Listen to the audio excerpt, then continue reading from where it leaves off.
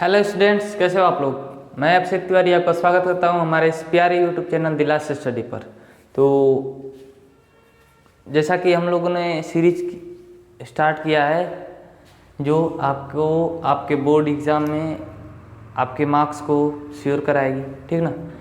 और इस सीरीज से आपको मैक्सिमम क्वेश्चन, यानी कि हमने पहले भी बताया है कि आपको 20 से 25 क्वेश्चन आपको आपके बोर्ड एग्जाम में से जो शॉर्ट टाइप में आते हैं वो यहाँ से आपको दिख जाएंगे, ठीक ना।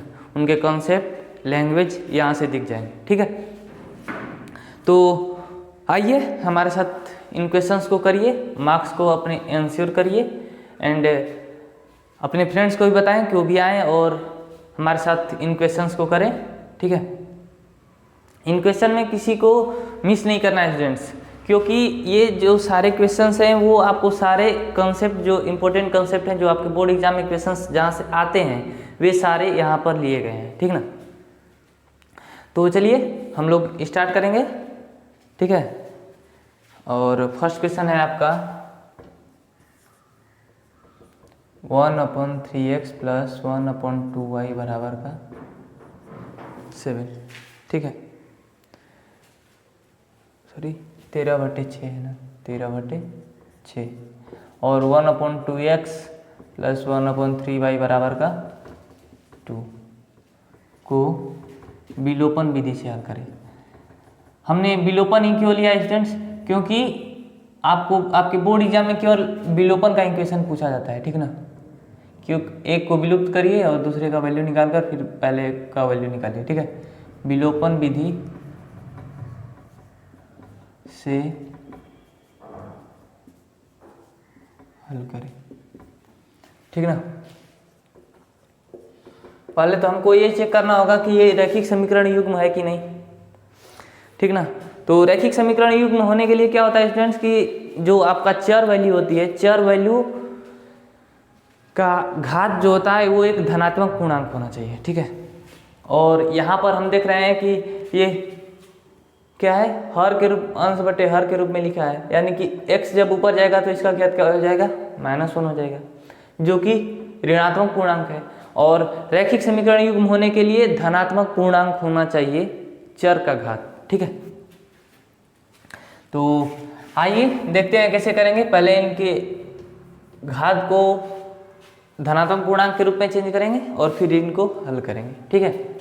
चलिए, क्या है 1/3x + 1/2y बराबर का 13/6, समीकरण 1 हो गया।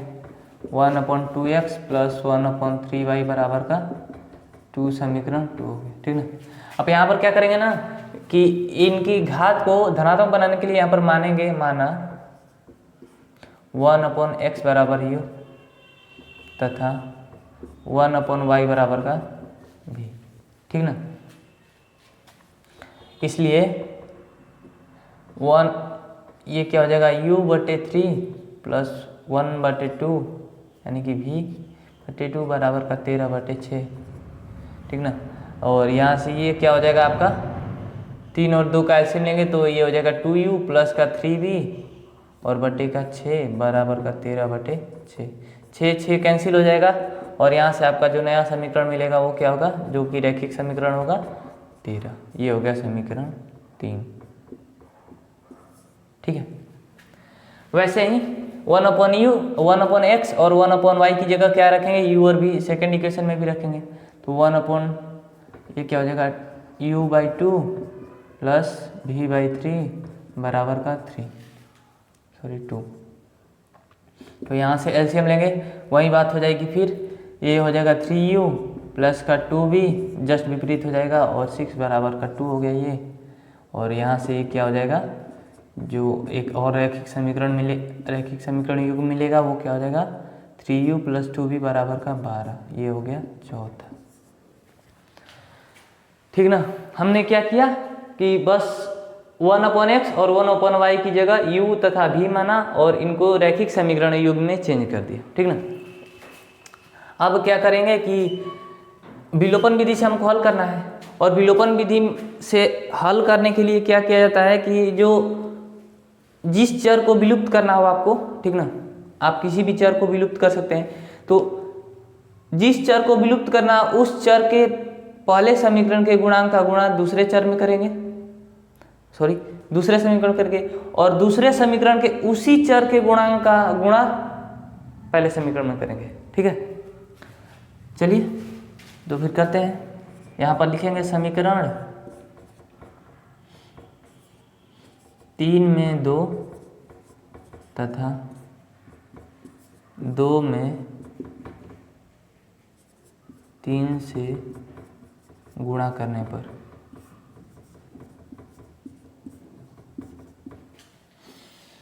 और यहाँ से क्या हो जाए, गुणा कर घटाने पर। ठीक है, तो इसमें करेंगे 2 से गुणा, ठीक ना, तो 4u प्लस का 6v बराबर का 26, और इसमें गुणा करेंगे क्या हो जाएगा 6u और ये 4 होगा ना, इसमें 3 से गुणा करना है 9u हो जाएगा, 9u प्लस का 6v बराबर का 36। और क्या करना है इसमें स्टूडेंट्स कि घटाना है, ठीक ना। यहाँ पर हमने लिखा है गुणा कर घटाने पर, यहाँ प्लस माइनस माइनस हो जाएगा, और बड़े वाले के साथ माइनस साइन है तो माइनस का 5u हो जाएगा, और प्लस माइनस ये कैंसिल हो जाएगा, और बराबर का माइनस का साइन बड़े वाले के साथ है तो माइनस का 10 हो जाएगा।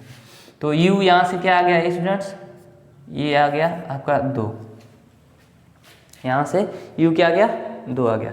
अब u का मान समीकरण 1 में रखो, मतलब कि समीकरण 3 या 4 में रखो, तो u का मान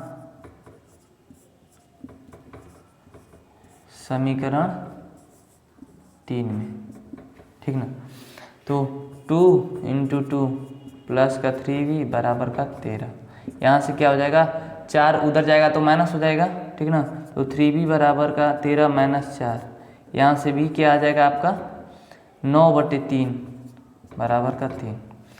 u का मान 2, v का मान 3 आ गया।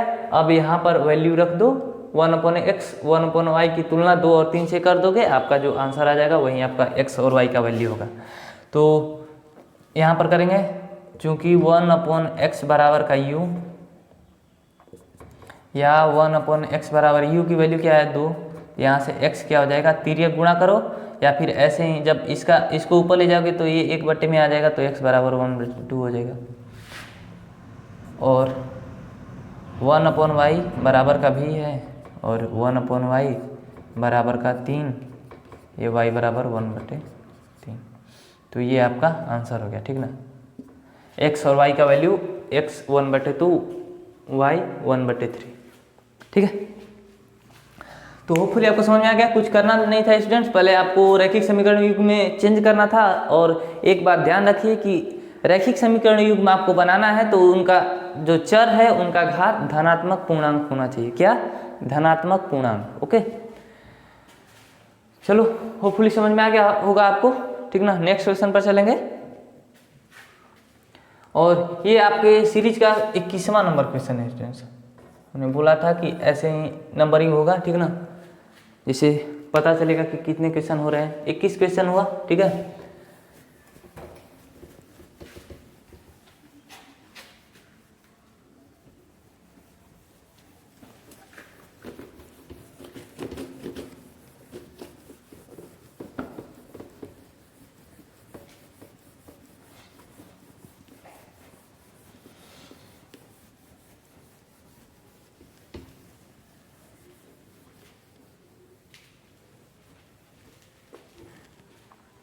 नेक्स्ट क्वेश्चन जो आपका 22 नंबर क्वेश्चन है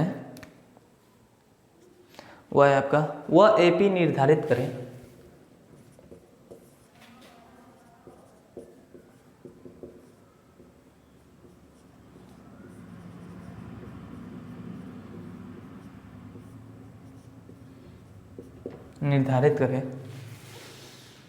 जिसका तीसरा पद 5 तथा 7वां पद 9 है,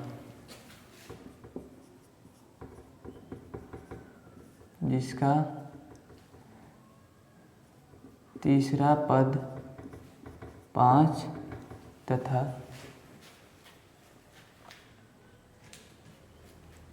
सातवां पद 9 है, सातवां पद 9 है।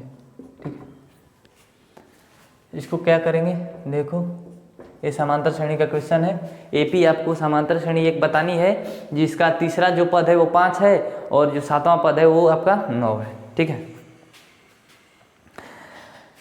अब यहाँ से क्वेश्चन से दो आपको इन्फॉर्मेशन दी है, तीसरा पद 5 है, सातवां पद 9 है, इससे आपको एपी बना देना है।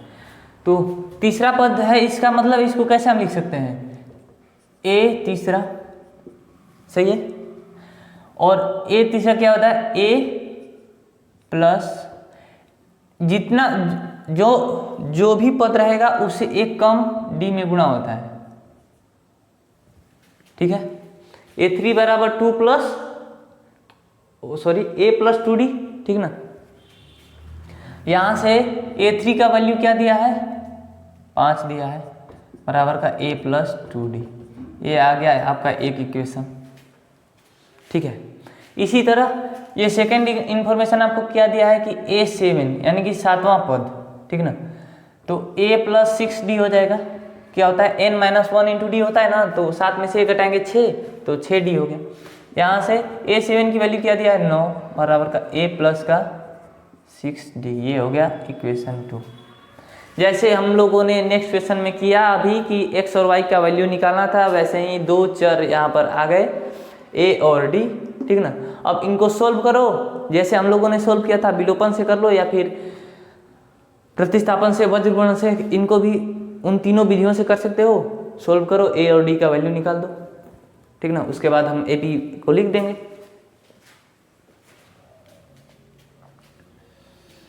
तो समीकरण यहाँ से अगर हम A को हटाना चाहें तो हमको किसी का किसी में गुणा नहीं करना पड़ेगा। ठीक ना, क्योंकि दोनों चर सेम है, अगर घटाएंगे तो कैंसिल हो जाएगा। तो समीकरण 1 से 2 को घटाने पर, ठीक है, तो A प्लस 2D बराबर का 5 और A प्लस 6D बराबर का 9। यहाँ से माइनस कर लो, माइनस प्लस माइनस कैंसिल हो जाएगा और प्लस माइनस माइनस, और माइनस बड़े वाले के साथ है तो 4D हो जाएगा माइनस का, और यहाँ भी माइनस 4 हो जाएगा, यानी कि D बराबर क्या आ गया, 1। यानी कि D इसमें क्या होता है स्टूडेंट्स, जो होता है सर्वांतर होता है, यानी कि जो पद दिए होंगे उनके बीच का अंतर केवल एक ही है। ठीक है, अब D का वैल्यू, D का मान समीकरण 1 में रखने पर, तो D का मान समीकरण में 1 में रखो तो क्या होगा, A प्लस 2 इंटू 1 बराबर का 5, यानी कि A बराबर यहाँ से क्या आ जाएगा, 2 इधर जाएगा माइनस, तो 3 आ जाएगा। जो पहला पद आपका क्या है, 3 है। ठीक ना, और तीसरा पद और सातवां पद जो इन्फॉर्मेशन दिया था उससे हम लोगों ने सार्वंतर निकाल लिया और पहला पद निकाल लिया। अब देखो AP कैसे बनाते हैं।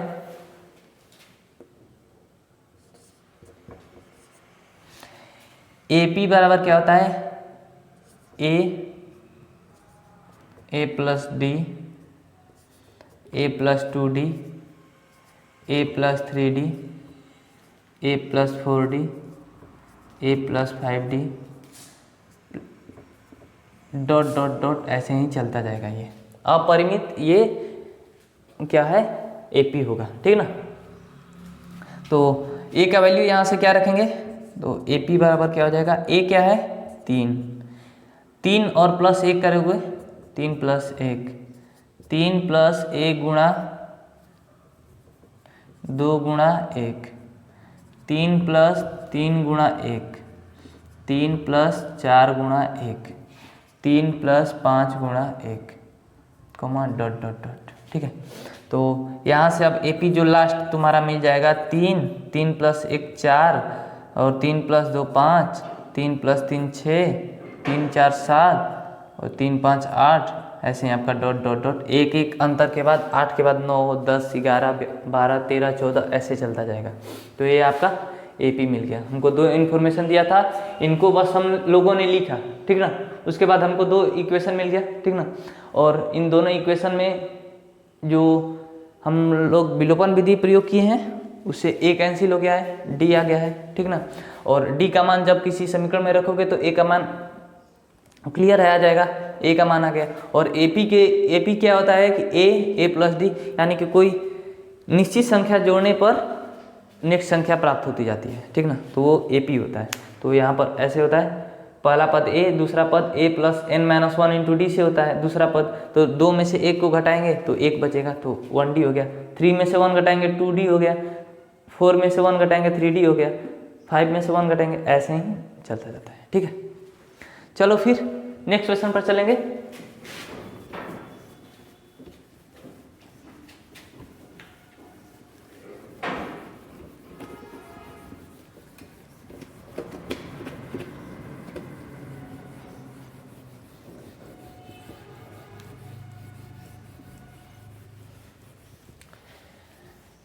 एकदम टेंशन नहीं लेना है स्टूडेंट्स, रिलैक्स रहो, क्वेश्चंस यहीं से छपेंगे, ठीक ना। और नेक्स्ट क्वेश्चन है आपका -5,7 -1,3। 23 नंबर जो क्वेश्चन है, -5,7 और -1,3 के बीच दूरी ज्ञात करें।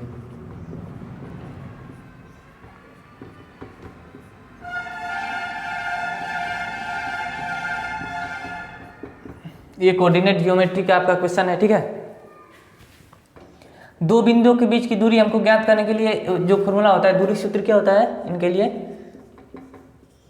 दूरी बराबर रूट का जो सेकेंड कोऑर्डिनेट x2 माइनस का x1 का whole square plus y2 minus y1 का होल स्क्वायर।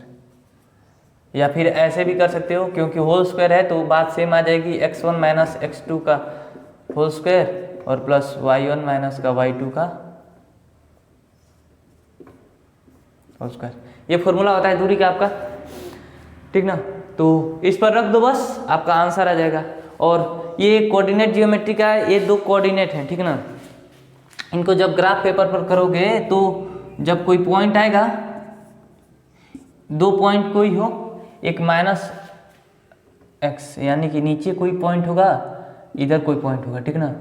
और -1 x नेगेटिव और 3 इधर कोई पॉइंट है, इनको मिलाओगे ना तो ये जो रेखा बनेगी इनके बीच की दूरी, तो इनको फिर ऐसे करोगे, ऐसे करोगे, फिर उसके बाद आपका आंसर मिल जाएगा, ठीक है। तो कोऑर्डिनेट के बीच की दूरी ज्ञात करने के लिए दूरी आपका फॉर्मूला दिया है, फॉर्मूला पर डायरेक्ट रखो, ठीक ना। वहां पर आपको दर्शाना नहीं हो, केवल दूरी ज्ञात करना है। तो यहां से लिखोगे कि दूरी बराबर रूट का x2 माइनस x1 का होल स्क्वायर और प्लस y2 माइनस का y1 का होल स्क्वायर। नीचे वाला भी लिख सकते थे, ठीक ना, अपने हिसाब से आप लिख लीजिएगा। और x2 क्या है -1 और माइनस का -5 का होल स्क्वायर प्लस y2 क्या है 3 और -7 का होल स्क्वायर। यहाँ से हो जाएगा आपका -1 और माइनस माइनस प्लस, यानी कि 4 का स्क्वायर और प्लस -4 का स्क्वायर, यानी कि रूट का 16 प्लस 16 आपका आ गया रूट का 32। यानी कि इन दो कोऑर्डिनेट जो है, जो निर्देशांक दिए हैं बिंदु के, उनके बीच की दूरी क्या है, रूट का 32 है, ठीक है। इसमें कुछ नहीं करना था, बस फॉर्मूला आपको पता होगा तो आप डायरेक्ट आंसर निकाल सकते हो, ठीक ना।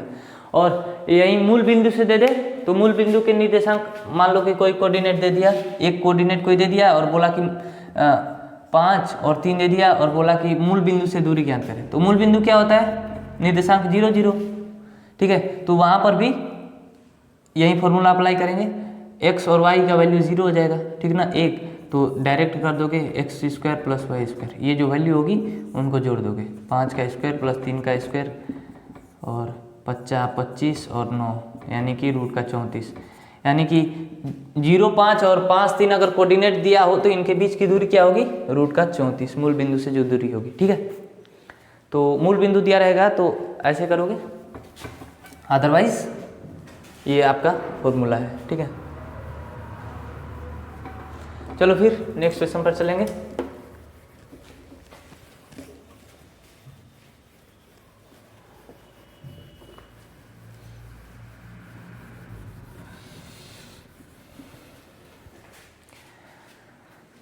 तो 24 नंबर क्वेश्चन आपका क्या है कि आपको दिया है सार्वंतर दिया है, 9 पदों का योग दिया है, तो 9वां पद और प्रथम पद ज्ञात करने के लिए बोला है। 24 नंबर क्वेश्चन आपको डी दिया है और 9 पदों का योग दिया है,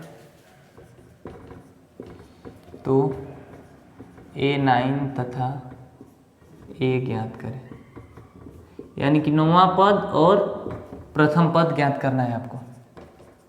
ठीक है, कुछ नहीं, पहले जनरली सोचो। ठीक है, क्वेश्चन में क्या इन्फॉर्मेशन दिया है, हमको केवल सार्वंतर दिया है और उसके बाद n पदों का योग दिया है, तो इसको पहले लिखो, पहले इसको सामने रखो। तो S9 क्या हो जाएगा,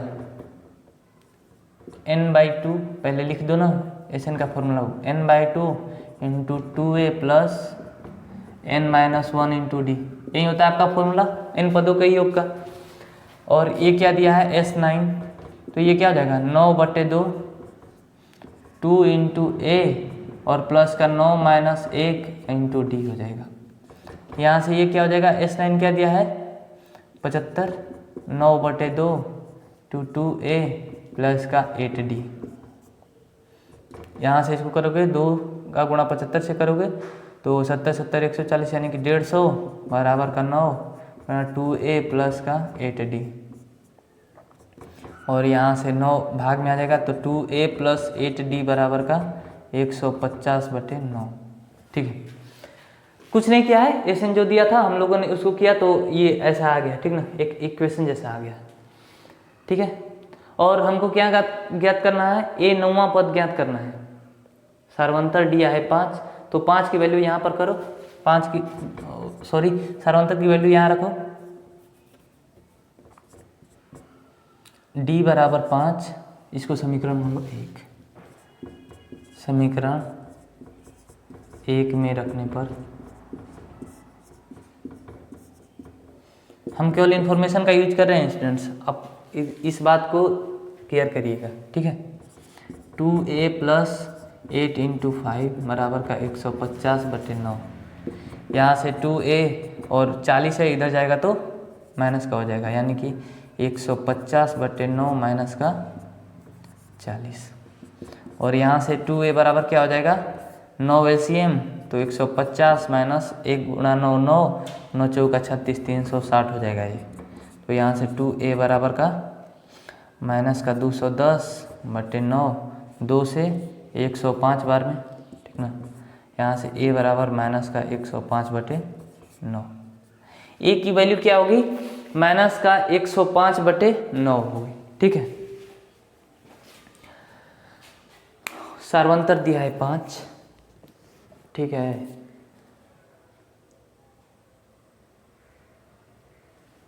चलो फिर अब नेक्स्ट क्या करना है, हमको 9वां पद ज्ञात करना है। A9 क्या होगा, यहाँ से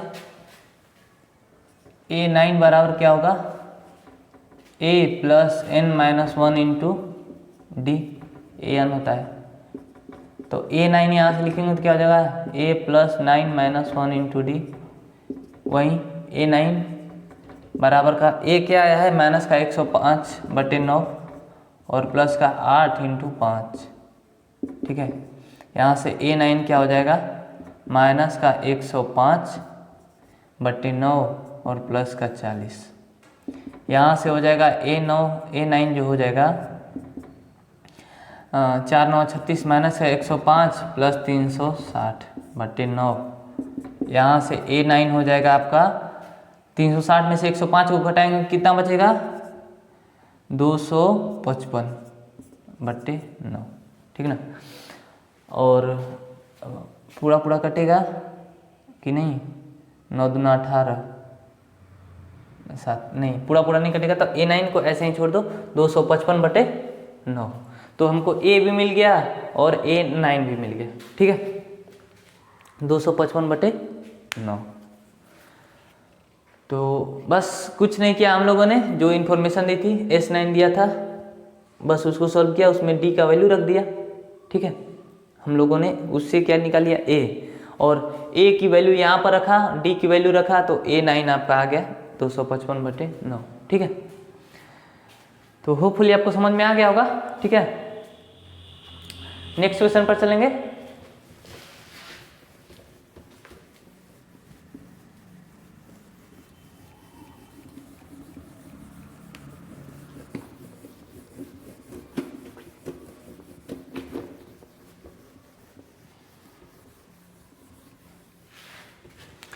पच्चीस नंबर क्वेश्चन, निर्धारित करें कि क्या तीनों बिंदु संरेखीय हैं, और 3 बिंदु आपको दिया है।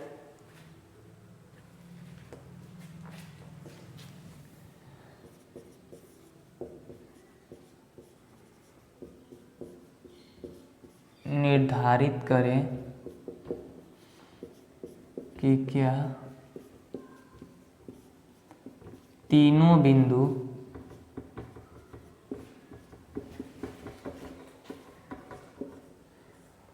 संरेखीय हैं, और आपको 3 पॉइंट क्या दिया है, 1 5 2 3 -2 -11, 1 5 2 3 -5 -11, सॉरी -2 है, -2 -11, 3 पॉइंट दिया है। आपको बताना है कि ये तीनों जो बिंदु है संरेखीय हैं कि नहीं है। संरेखीय का मतलब क्या होता है कि तीनों एक सीधी लाइन में हो, ठीक ना, एक सीधी रेखा में हो। यहाँ पर मान लो 1 5 है, तो ये 2 3 होना चाहिए, और ये क्या होना चाहिए, -2 -11 होना चाहिए। तीनों एक रेखा में होगा तो वो क्या हो जाएगा, संरेखीय। देखो सिस्टम से करेंगे, 3 पॉइंट संरेखीय होने के लिए यही है, ठीक ना। मान लो 1,5 ये है, देखो इसको छोड़ो, ए हो गया, A B C, 3 पॉइंट है, और इन तीनों पॉइंट के संरेखीय होने के लिए क्या होगा कि जो AB के बीच की दूरी होगी BC के बराबर होगी, AB बराबर होगा BC। लेकिन ये तो ऐसे भी हो सकता है, ऐसे हो जाएगा, तो AB के बीच की दूरी और BC के बीच की दूरी बराबर हो जाएगी, ऐसा भी हो सकता है। तो ये तो सीधी रेखा में नहीं हुए। एक और यहाँ पर होगी घटना कि जो AB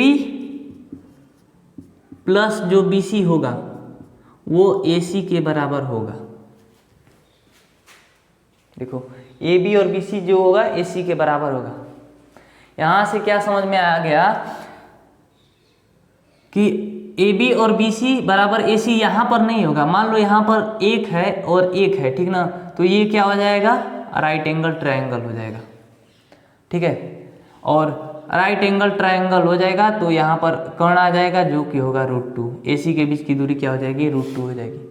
तो इसीलिए AB और BC का योग AC के बराबर हो जाएगा, तो ये तीनों बिंदु संरेख हो जाएंगे, ठीक है ना। तो इसको इसमें कर सकते हो, इसको दिखा दो, ठीक है। उसके बाद हम लोग स्टार्ट करेंगे। माना जो A पॉइंट है 1,5, B 2,3 तथा C -2, -11 है, ठीक ना। अब यहाँ से लिखो AB के बीच दूरी,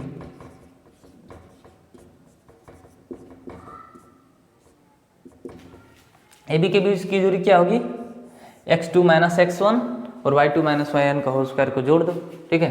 तो A और B 2 में से 1 घटाएंगे, 2 - 1 का स्क्वायर, ठीक ना, और प्लस 3 - 5 का स्क्वायर। यहाँ से AB के बीच की दूरी क्या आ जाएगी, 1 और प्लस -2 का स्क्वायर करोगे 4, यानी कि √5। AB के बीच की दूरी आ गई। इसी तरह निकालोगे BC के बीच की दूरी, BC के बीच की दूरी ठीक है, ये क्या हो जाएगा, x2 क्या है -2 और -2 इसका स्क्वायर प्लस माइनस का 11 माइनस का 3 इसका होल स्क्वायर। ठीक है, -2 क्या हो जाएगा -4 और -4 का जब स्क्वायर करोगे तो क्या हो जाएगा प्लस का 16। -1 -3 क्या हो जाएगा -14 और -14 का स्क्वायर करोगे तो क्या हो जाएगा 256। ठीक है, तो 14 का कितना होगा, 14 का स्क्वायर 5 14 196 सॉरी 196, 16 का स्क्वायर 256 होता है तो 196 हो गया। ये क्या हो जाएगा रूट का 196 और प्लस 6 करोगे तो 202 और प्लस 200 रुको कुछ तो मिसिंग हो रही है।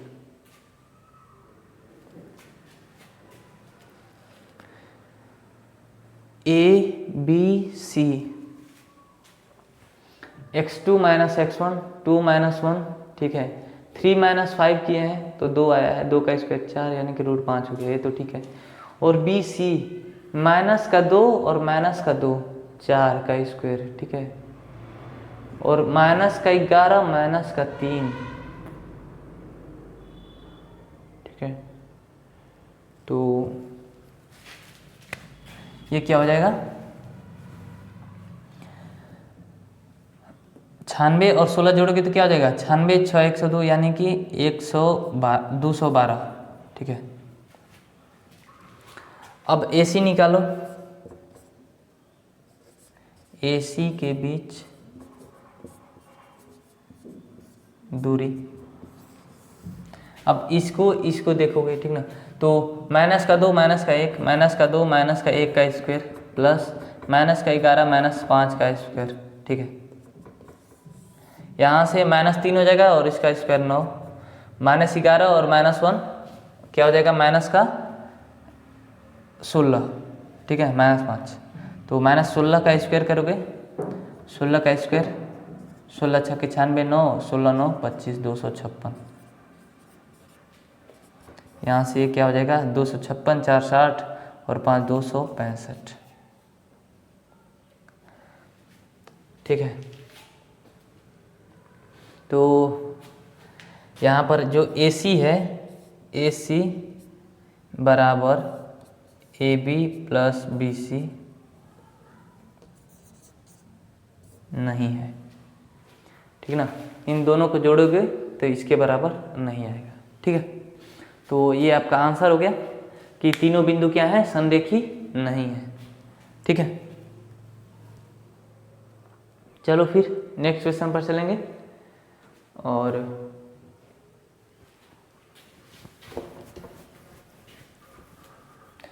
संरेखता की यही शर्त होती है स्टूडेंट्स की जो AB होगा AC जो होगा AB और BC के योग के बराबर होगा।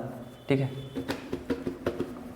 बहुत सारे शर्तें होती हैं, 3-4 शर्तें होती हैं। आगे नेक्स्ट जो आप अगली कक्षाओं में जाओगे 12th क्लास 11th क्लास में तो आपको ये सारी चीज़ें देखने को मिलेंगी। ठीक है ना, नेक्स्ट क्वेश्चन 26 नंबर क्वेश्चन। ठीक है, और 26 नंबर क्वेश्चन है कि यदि Q 0,1 बिंदुओं P और R से समदूरस्थ है, यदि Q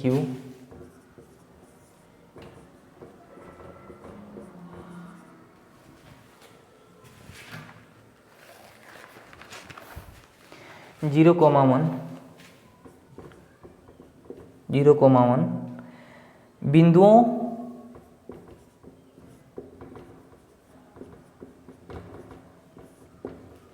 P 5, -3 और R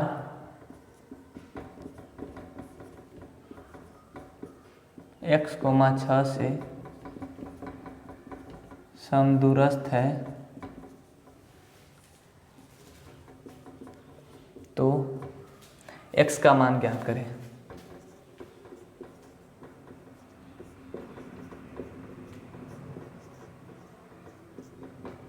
ठीक है, चलो फिर देखो इसको कैसे करेंगे। क्वेश्चन में देखो एक कोऑर्डिनेट Q दिया है, P दिया है, R दिया है। R में एक वैल्यू मिसिंग है जो यहाँ पर x जो पॉइंट है उसका वैल्यू मिसिंग है और ये समदूरस्थ शर्त दिया है, तो x का मान ज्ञात करना है। ये जो बिंदु है, जो Q बिंदु है, ये इन दोनों बिंदुओं से समदूरस्थ है, यानी कि समान दूरी पर है, ठीक ना। यानी कि इन दोनों से समान दूरी पर है, यानी कि कहीं कहीं भी हो सकता है। ये P और R हो गया, तो यहाँ पर भी हो सकता है, समान दूरी हो सकती है। यहाँ पर भी, इसके बीच में भी हो सकता है, संरेख भी हो सकता है। तो इसका मतलब कि जो PQ होगा वो QR के बराबर होगा, ठीक है। तो देखो,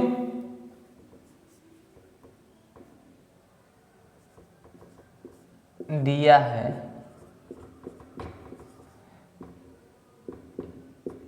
Q बिंदु P तथा R से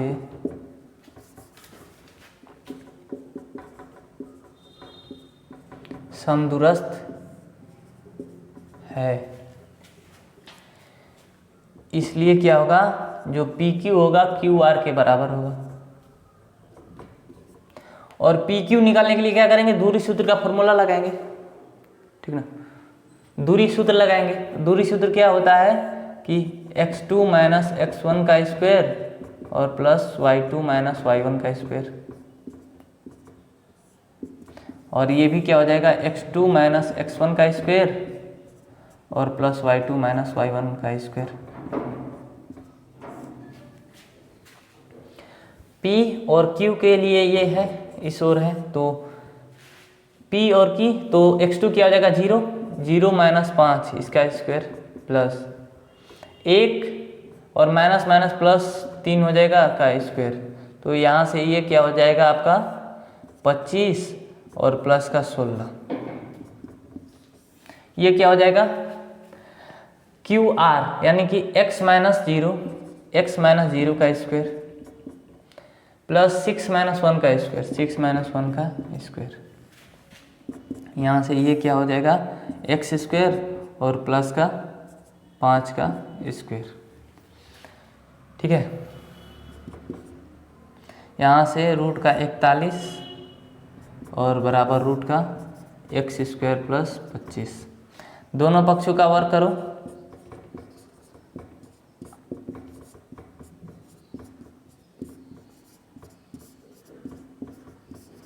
वर्क करेंगे तो अंडर रूट कैंसिल हो जाएगा, तो 41 बराबर का x स्क्वायर प्लस 25, यानी कि x स्क्वायर बराबर क्या हो जाएगा, 41 में से 25 माइनस हो जाएगा, x स्क्वायर बराबर का 16, यानी कि x की वैल्यू यहाँ से क्या आ गई, 4, ठीक है। आएगा जनरली तो प्लस माइनस 4 आएगा, दोनों वैल्यू हो सकती है, ठीक है। x प्लस 4 रहेगा तो भी समदूरस्थ होगा, और माइनस 4 रहेगा तो भी समदूरस्थ होगा, ठीक है। इसके लिए चेक भी कर सकते हो होगा कि नहीं होगा।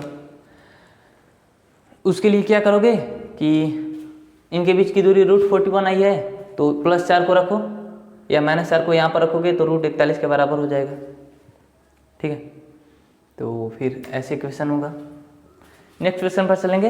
ये क्या था आपका 26 नंबर क्वेश्चन था, और 27 नंबर क्वेश्चन पर चलेंगे।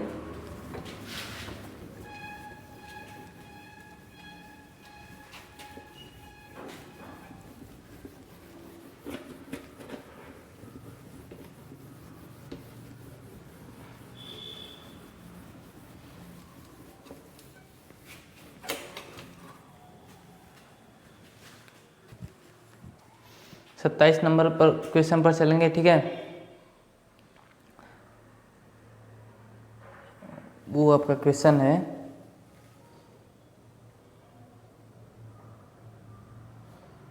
उस बिंदु के निर्देशांक ज्ञात करें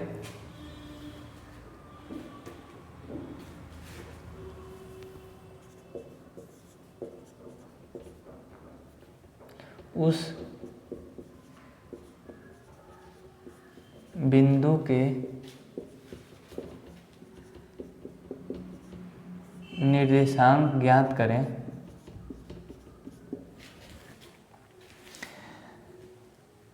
ज्ञात करें जो बिंदु 4,3 और 8,5 को, जो बिंदु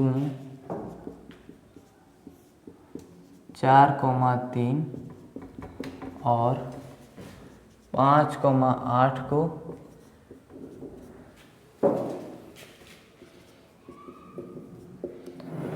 आंतरिक रूप से 3:1 में विभाजित करता है।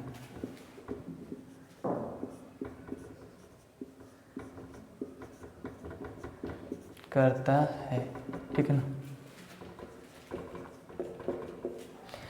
बिंदु के निर्देशांक ज्ञात करना है। जो दो पॉइंट दिया है उनको 3:1 में विभाजित करता है। ठीक है, तो यहाँ पर बिंदु के निर्देशांक के लिए क्या होता है, बिंदु माना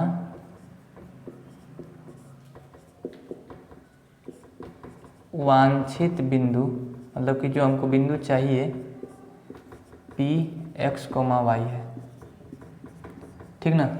और यहाँ से x का जो निर्देशांक होता है वो होता है m1 x2 plus m2 x1 by m1 plus m2। ये x पॉइंट का होता है जब आंतरिक रूप से विभाजित करता है। ठीक है, और y बराबर क्या होता है m2 x1 minus m2 y1 plus m1 y2। ठीक है, और अपॉन का m1 प्लस m2। ठीक है, x की जगह केवल y करना था। तो चलो इसमें क्या, जो वैल्यू हमको दिया है उसको इसमें रख दो। m1 m2 ये दिया है, ये है m1, ये है m2। ठीक है, तो यहाँ से वैल्यूज रख दो। m1 क्या है 3 और x2 क्या दिया है 5 प्लस 1 और x1 क्या दिया है 4 बट्टे में 3 प्लस 1। यहाँ से क्या हो जाएगा 5 या 15, 4 19 बट्टे का 4। ठीक है, और यहाँ से y निकाल लो, क्या हो जाएगा m2 1 दिया है, y1 3 है प्लस m1 3 दिया है, y2 8 है बट्टे 4, 3 प्लस 1 हो जाएगा। ठीक है ना, और यहाँ से क्या हो जाएगा 3 और गुणा 1 3 और अतिरिक्त के 24, 24 3 27 बट्टे 4। ठीक है, तो वांछित बिंदु P x, y के निर्देशांक 19/4 और 27/4 हैं। ठीक है, तो ये आपका इतना ही, जितना हम क्वेश्चन में लिख रहे हैं स्टूडेंट्स ना, आपको केवल उतना ही लिखना है। ठीक है, उसके बाद आपको फुल मार्क्स मिल जाएंगे। ठीक है,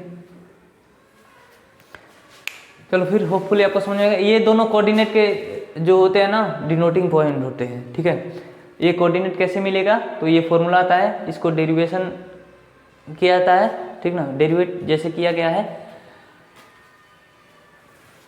ठीक है, अब हर फॉर्मूले का या फिर फॉर्मूले का डेरिवेशन तो यहाँ पर नहीं कर सकते हैं, यहाँ पर क्वेश्चन है, आपको फॉर्मूला अगर याद है तो आप फिर डायरेक्ट क्वेश्चन कर सकते हो। ठीक है, चलो फिर नेक्स्ट क्वेश्चन चलेंगे, 28 नंबर क्वेश्चन। और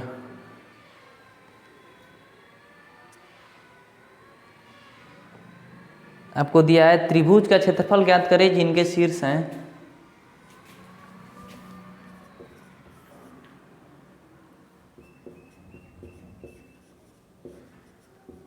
त्रिभुज का क्षेत्रफल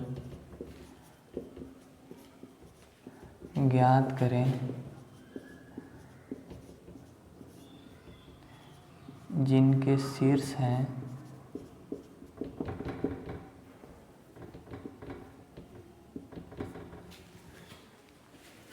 2,3 माइनस 1,0 2,-4 2,3 और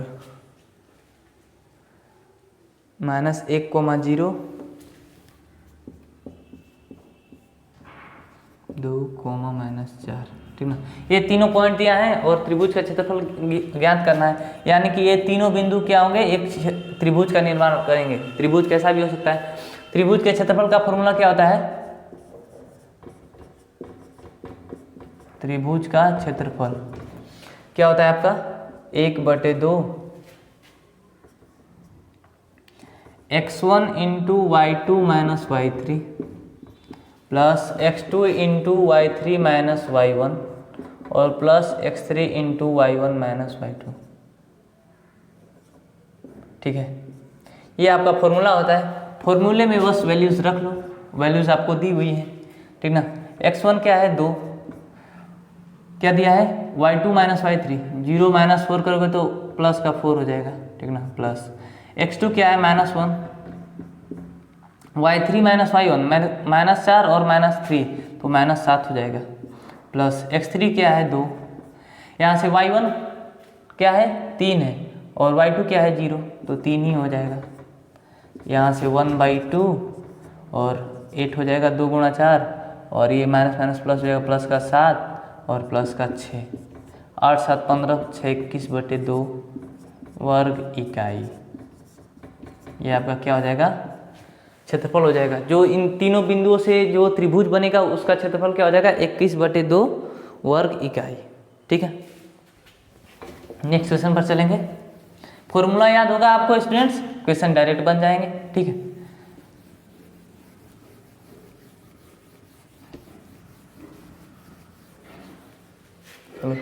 इसका एक, इस फॉर्मूले को याद करेंगे। एक शॉर्ट ट्रिक भी होता है कि 23 31 12 x1 x2 x3 कंटिन्यूअस रखते जाइए प्लस साइन के साथ, और 23 31 12 यानी कि y2 - y3, 23 31 12 y2 - y3, y3 - y1 और y1 - y2 और x1 x2 x3 plus sign के साथ अल्टरनेट लगाते जाइए, ठीक है। चलो 29 नंबर क्वेश्चन पर चलेंगे स्टूडेंट्स, ठीक है। और 29 नंबर क्वेश्चन है आपका साइन ए बराबर, 29 नंबर क्वेश्चन है साइन ए बराबर 3/4, तो कॉस ए तथा tan ए बताएं। इसमें कुछ नहीं करना है, यहाँ पर लिखो जो इन्फॉर्मेशन दिया है, साइन ए बराबर 3/4 हो गया ये आपका, ठीक ना। और साइन ए का मतलब क्या होता है, साइन का मतलब क्या होता है, लंब बटे कर्ण, ठीक है। तो यहाँ से आपका क्या हो जाएगा, मान लो ये आपका लंब हो गया 3 तो कर्ण हो गया 4, ठीक ना। और मान लो ये ट्रायंगल है ABC, तो ये क्या आएगा, ठीक ना। तो पाइथागोरस प्रमेय से लिखेंगे, पाइथागोरस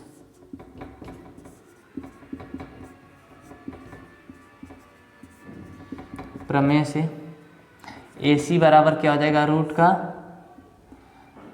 4 का स्क्वायर माइनस 3 का स्क्वायर बराबर 16 माइनस का 9, ठीक है। और यहाँ से हो जाएगा रूट का 7, AC क्या हो जाएगा, रूट का 7 हो गया। तो यहाँ से अब लिख सकते हैं कॉस ए बराबर रूट का 7/4 और tan ए बराबर 3/√7, ठीक है, यानी कि लंब बटे आधार, ठीक है। तो बस इतना ही था, इस क्वेश्चन में तो कुछ था ही नहीं स्टूडेंट्स, ठीक ना।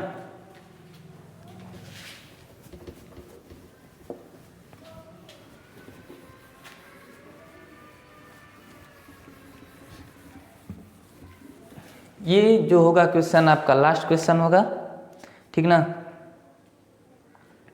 और लास्ट क्वेश्चन है आपका tan 48 degree, tan 48 degree into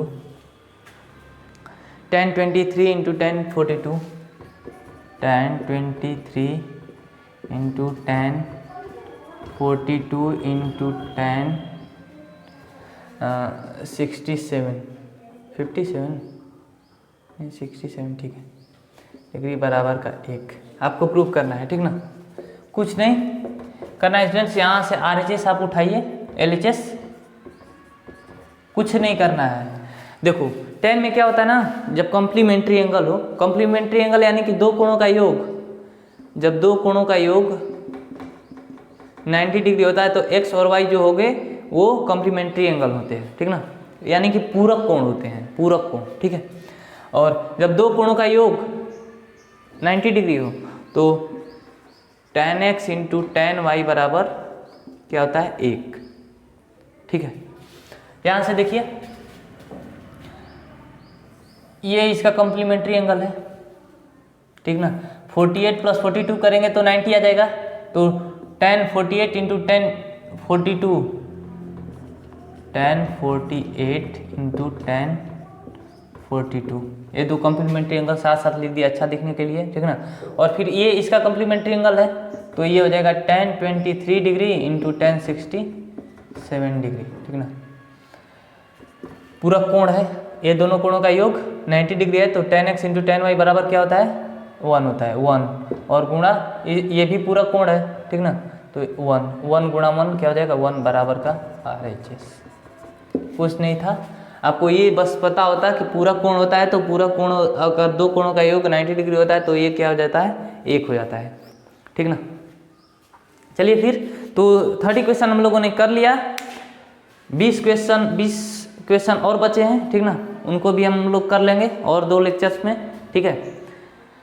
तो वीडियो कैसा लगा कमेंट जरूर करें, वीडियो को लाइक करें और हो सके तो ज़रूर शेयर करें, ठीक है। और अपने फ्रेंड्स को तो ज़रूर बताएं कि वो भी हमारे साथ क्वेश्चंस करके और अपने मार्क्स को शेयर करें, ठीक है। चलिए फिर नेक्स्ट वीडियो मिलेंगे नेक्स्ट क्वेश्चन के साथ और पूरे जोश और जुनून के साथ, तब तक के लिए ओके बाय।